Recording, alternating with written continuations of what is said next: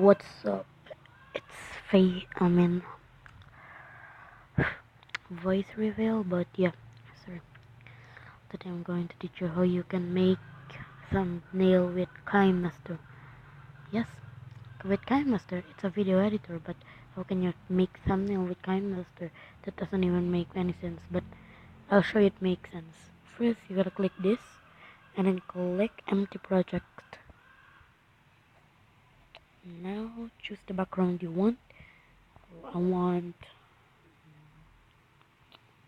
Nope, not that. Screenshots. And I want my background to be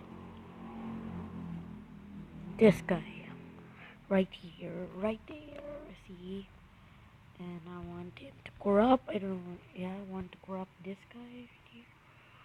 Crop, there you go.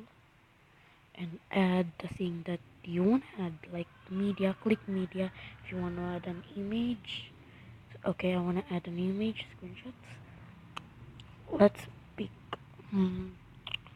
Poltergeist. There you go. One of my favorite levels in Geometry Dash, and I do that. And well, let's do this. It's cool, right? Yep, I think it's awesome now. And then press text, and then say, "I did it! I did it! Yeah, yeah!" And like that. And then like press this, and then I recommend you to use Bevan. And then yeah, the color should match the thumbnail like this. And then put some emoji on it if you want to. You just gotta go to text and then do this. I want this emoji right here, and then I want this to be like that. Yeah, like that, and then put it here inside.